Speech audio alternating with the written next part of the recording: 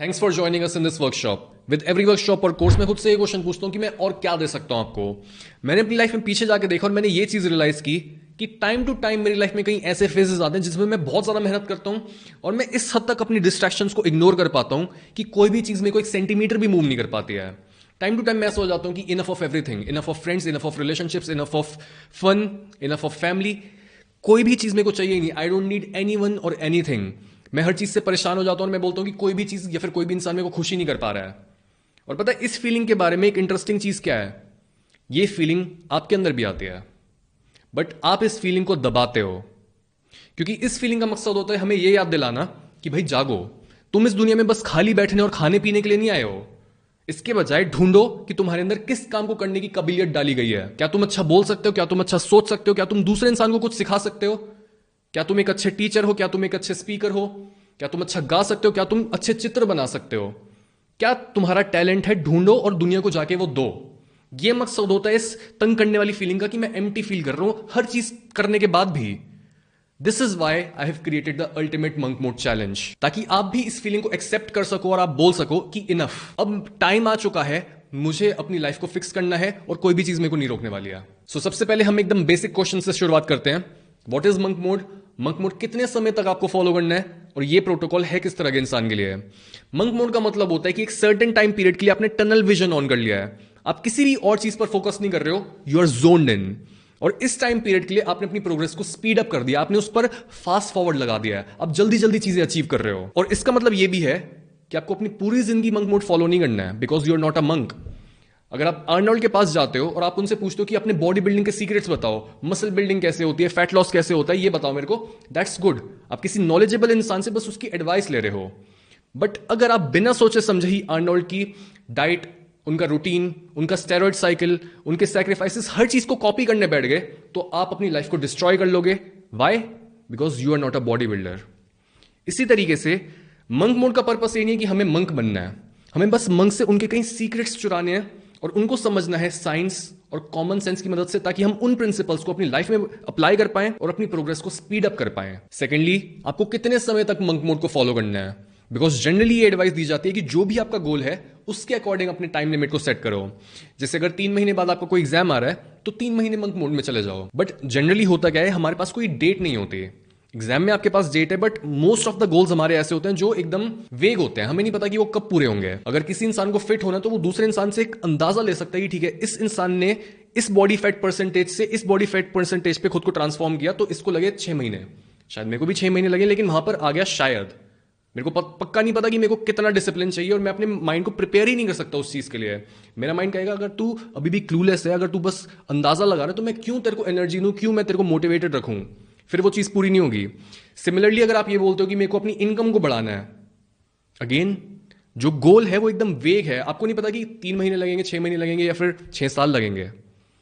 तो कैसे हम ये डिसाइड करें? बिल्कुल सिंपल सी बात है, हमें कभी भी अपने गोल को देखकर ये डिसाइड नहीं करना कि अच्छा ये मेरा गोल है तो इसके अकॉर्डिंग इतना ही टाइम लगेगा। बिकॉज आपको नहीं पता कि कितना टाइम लगेगा, आपको नहीं पता कि आपके लिमिटिंग बिलीफ्स क्या है, आपको नहीं पता कि किस तरह से आपका माइंड आपके ऊपर ट्रिक्स खेलेगा और आपको कुछ भी काम करने से रोकेगा। और जितना टाइम दूसरे इंसान को लगा था, आपको शायद उससे ज्यादा लगे। तो हमें ये नहीं देखना कि हमारा गोल क्या है, हमें ये देखना है कि हमारा वर्क एथिक क्या है, हम कहां पर स्टैंड करते हैं और हमारा डिसिप्लिन क्या है। इसे एक स्केल के थ्रू भी समझ सकते हैं हम। जैसे on a scale of 1 to 10 खुद से क्वेश्चन पूछो कि मैं कितना ज्यादा डिसिप्लिन हूं और मैं कितना ज्यादा एफर्ट डालता हूं अपने काम में। अगर आपको पता है कि मैं ज्यादा एफर्ट नहीं डालता, मैं बहुत लेजी हूं या फिर काफी टाइम हो गया है मेरे को अपनी लिमिट्स तक पुश करे, तो उसका मतलब है कि आप लोअर कैटेगरी में आओगे और आपके पास रूम बहुत ज्यादा है ग्रो करने का। तो उसमें आपने क्या करना है, आपने एक लंबा टाइम चूज करना है। सो अगर आप ये बोल रहे हो कि मेरा एफर्ट या फिर मेरा डिसिप्लिन जो है वो 1 to 3 की रेंज में आता है, देन दैट मीन्स आपको एक लंबा टाइम ड्यूरेशन सेट करना है। आप 1 साल तक भी मंक मोड में जा सकते हो। अगर आप ये बोल रहे हो कि नहीं मेरे में थोड़ा बहुत डिसिप्लिन है, थोड़ा बहुत मैं कभी कभी काम करता हूं बट बीच बीच में मैं डीमोटिवेट हो जाता हूं, तो उसका मतलब आप सेकंड कैटेगरी में आते हो और आप 3 से 6 महीने आराम से मंक मोड में रह सकते हो। बट अगर आप एक ऐसे इंसान हो जो ऑलरेडी बहुत ज्यादा डिसिप्लिन है, आप ऑलरेडी अपनी गेम को तोड़ रहे हो, आप बहुत ज्यादा मेहनत करते हो, आपको पता है कि आप कौन हो, आप सेल्फ अवेयर हो, आपको पता है कि मेरी लिमिट्स इतनी है, बट फिर भी आप अपने आप को और पुश करके देखना चाहते हो कि हाँ मैं अपनी लिमिट्स को कितना आगे पुश कर सकता हूं, देन दैट मींस आप सबसे हायर कैटेगरी में आते हो और आप अगले 1 से 2 महीने मंक मोड में जाके जो बची कुछ आपके अंदर पोटेंशियल है, फिर जो बचा कुछ आपके अंदर एफर्ट है, आप उसको भी निचोड़ सकते हो। यानी the less discipline you are, the longer you can sustain monk mode. जितना आप ऑलरेडी सोच रहे हो कि यार मैं ज्यादा मेहनत ही नहीं करता, मैं तो पड़ा रहता हूं, उतना आपके अंदर पोटेंशियल होती है खुद को एक लंबे समय के लिए डिसिप्लिन रखने की। बिकॉज आप इतने लंबे समय तक अगर आप अनडिसिप्लिन रहे हो, अगर आपको लग रहा है कि मैंने कभी कुछ काम नहीं किया, तो आपके अंदर भी हंगर उतनी ही ज्यादा होती है, आपके अंदर रूम उतना ज्यादा होता है ग्रो करने का। लेकिन अगर कोई इंसान ऑलरेडी खुद को पुश करे जा रहा है तो उसके पास उतना रूम ही नहीं होता, वो खुद को ज्यादा पुश कर देगा तो वो बर्न आउट हो जाएगा। तो ऐसे इंसान के लिए जो ऑलरेडी काफी ज्यादा डिसिप्लिन है, वो बस 21 दिन, 30 दिन या फिर 60 दिन जाए मंक मोड पे। ज्यादातर लोग मंक मोड को फॉलो करने में फेल हो जाते हैं बिकॉज वो बहुत ज्यादा ग्रीडी बन जाते हैं। वो सोचते हैं कि अगर मंक मोड को फॉलो करने से मेरे को कोई बेनिफिट मिल रहा है तो क्यों ना मैं और बेनिफिट निकालूं इस चीज से, क्यों ना मैं और लंबे समय के लिए इस चीज को फॉलो करूं। और वो क्या करते हैं, वो खुद को बर्डन कर लेते हैं बहुत सारे काम से। वो काम के अलावा जो भी बाकी सारी चीजें होती हैं, उनके फ्रेंड्स, उनके रिलेशनशिप्स, उनका लेजर टाइम, हर चीज को साइड कर देते हैं और वो एक बहुत लंबे समय के लिए खुद को एकदम लोनली बना लेते हैं और ये चीज उनको मेंटली एग्जॉस्ट कर देती है। इसी वजह से ये प्रोग्राम उन लोगों के लिए जो बोलते हैं कि मैं ये काम करूंगा, मैं वो काम करूंगा, लेकिन जब भी वो कोई काम करने बैठते हैं तब वो एकदम परेशान हो जाते हैं और वो उस काम को क्विट कर देते हैं। वो बोलते हैं कि हाँ मैं बहुत लंबे समय के लिए करूंगा, बट वो बर्डन उनसे सहन ही नहीं होता है। ऐसा नहीं है कि आपने खुद को कभी पुश करके नहीं देखा है, आप खुद को पुश करते हो, आपने काम करके देखा है, लेकिन प्रॉब्लम तब आ जाती है जब जरा सी भी आपको फ्रिक्शन एक्सपीरियंस होती है और आप बोलते हो कि यार ये तो जितना मैंने सोचा था उससे ज्यादा मुश्किल है, और क्या ये वर्थ भी है, क्या मैं इतनी सारी चीजें जो क्विट कर रहा हूं वो वर्थ भी हैं, या फिर ये एक बुरी डील है।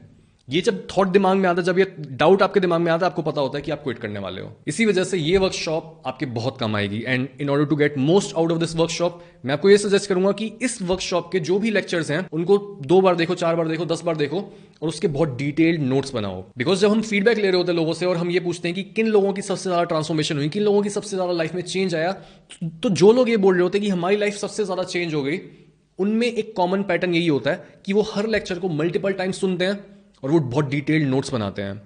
और किसी भी लेक्चर को सुन के अपने दिमाग में ये मत डालना कि ये चीज़ तो मेरे को ऑलरेडी पता थी या फिर ये चीज़ मैंने अपने दिमाग में उतार लिया तो मैं इसके नोट्स क्यों बनाऊं।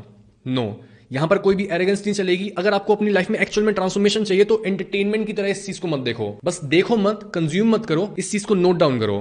पूरी रेसिपी आपकी एक नोट डाउन, एक नोटबुक में होनी चाहिए। बिकॉज अभी आपको पता है कि आप मंक मोड फॉलो कर रहे हो, में भी 3 मंथ्स 6 मंथ्स जो भी आप टाइम ड्यूरेशन चूज करो, बट 2 साल बाद, 3 साल बाद, 5 साल बाद जब आपको दोबारा रियलाइज होगा कि यार मैं ट्रैक से फिर से हट गया, मैं तो फिर से अपने ऊपर ध्यान नहीं दे रही, तब आपके पास एक नोटबुक में वही पूरी रेसिपी पड़ी होगी और आप खोल के याद कर पाओगे कि हाँ यार ये चीज मैंने मिस क्यों कर दी। ये वाले टूल्स तो मैं पहले भी फॉलो करता था, पहले भी इस चीज को यूज करता था मैं, तो फिर से मैं मंक मोड को ऑन कर लेता हूं, फिर से मैं अपनी फॉर्म में आ जाता हूं।